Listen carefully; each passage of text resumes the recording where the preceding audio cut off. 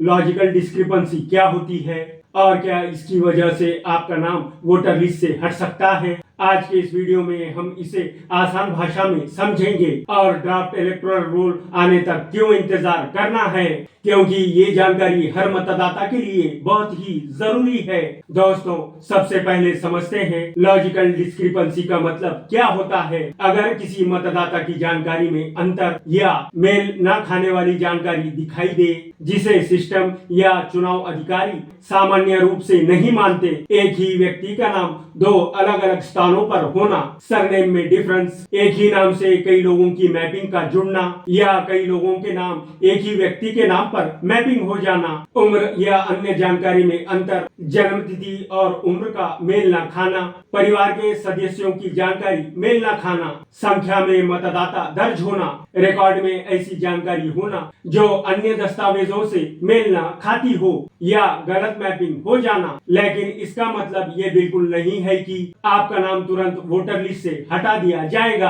अब बात करते हैं इलेक्टोरल रोल क्यों जरूरी है। दोस्तों, ड्राफ्ट इलेक्टोरल रोल एक प्रारंभिक वोटर लिस्ट होती है। इसे जारी करने का उद्देश्य यही होता है कि अगर किसी मतदाता के नाम, पते, उम्र या अन्य कोई जानकारी में गलती है तो वो समय रहते सुधार कर सके। अगर किसी व्यक्ति का नाम ड्राफ्ट वोटर लिस्ट में नहीं मिलता है या किसी प्रकार की आपत्ति होती है तो चुनाव आयोग नागरिकों को दावा और आपत्ति दर्ज करने का अवसर देती है, यानी ड्राफ्ट लिस्ट अंतिम सूची नहीं होती। इसलिए घबराने की बिल्कुल जरूरत नहीं है। जब ड्राफ्ट वोटर लिस्ट जारी होगी तभी ये स्पष्ट होगा कि किस मतदाता के रिकॉर्ड में कोई समस्या दिखाई दे रही है और उसका समाधान कैसे किया जाएगा। इसलिए अभी किसी अफवाह या सोशल मीडिया पर चल रही बातों पर भरोसा करने की जरूरत नहीं है। अगर आपने SIR का फॉर्म भर दिया है तो अभी आपको केवल कुछ बातों का ध्यान रखना है। पहली बात, ड्राफ्ट इलेक्टोरल रोल जारी होने का इंतजार करें। दूसरी बात, जब ड्राफ्ट लिस्ट आए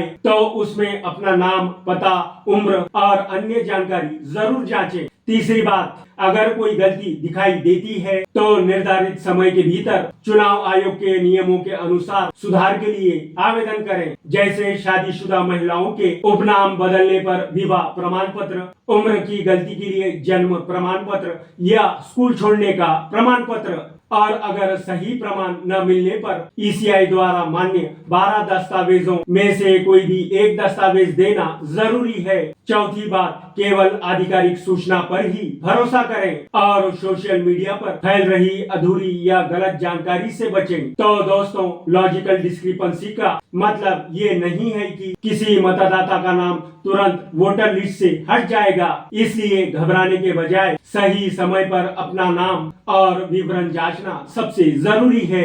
अगर आपको ये जानकारी उपयोगी लगी हो तो वीडियो को लाइक और अपने दोस्तों और परिवार के साथ जरूर शेयर करें और मेरे इस चैनल इंडियन हेडर्स को सब्सक्राइब करना ना भूलें। मिलते हैं एक नई वीडियो में एक नई जानकारी के साथ। जय हिंद।